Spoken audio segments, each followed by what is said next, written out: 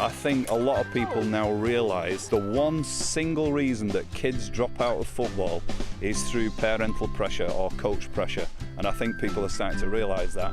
And as we say, look, we want the kids to enjoy it, but we want you as a coach to enjoy it. We want you as a parent to enjoy your Sunday morning. We don't want you there purple-faced with eyes bulging just because your kid's playing a game of football. I've got to hold my hands up. I was one of them parents shouting, you know, calling the ref a muppet and everybody's rubbish bar my son, you know, but once you get into your coaching courses and you end up running a club like I do here and you educate yourself, the penny drops and you realise you know that is not the way forward. You've got to change and do things properly. Lots of parents used to come down, it was win at all costs, shout at the kids, give them incorrect information. You could see the kids' shoulders drop in, you could see they didn't want to play, yeah? So we had to talk to the kids and say, do you know what the impact you're having on your child? And do you listen to your child when you do that? I think it's really important that the club and the team stay in communication with the parents and let them know what's going on and let them know how their children are developing as players. We also believe working with parents is crucial to this. The children and the parents need to build into this philosophy and understand when you come to this club, it's not win-centric, it's about player-centric, it's about young people. We had a meeting, we decided the best thing to do was to involve the parents, make sure they were. We try not to impose any changes without involving the parents so they know exactly what's going on. You have to have some fairly clear guidelines. At the club we run various codes of conduct for various members of the club, and obviously both the children and the parents sign up to a code of conduct.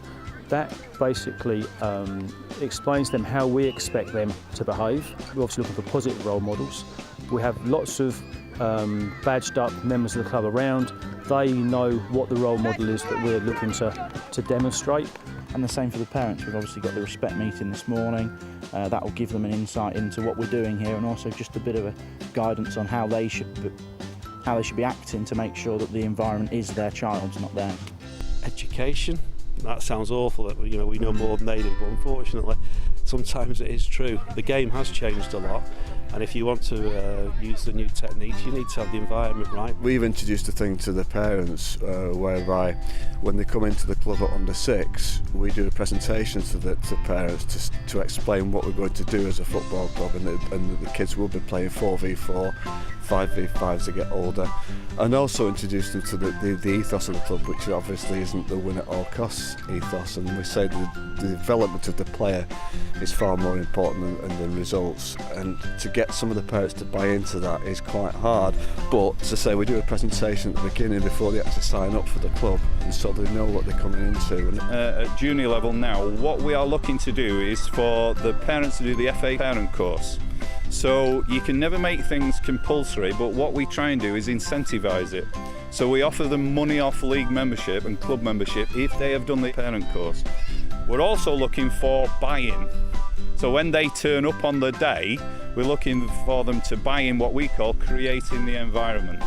And it is about them relaxing. So they can actually see that what we're doing is right. It's interesting sometimes when we go to other sides and play against other teams, that they watch the attitude of some of the other parents from the other clubs and think, I now know what Stuart was talking about, because what they're doing isn't right.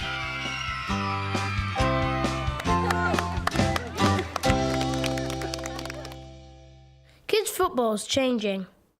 Find out how to play your part at thefa.com/kidsfootball.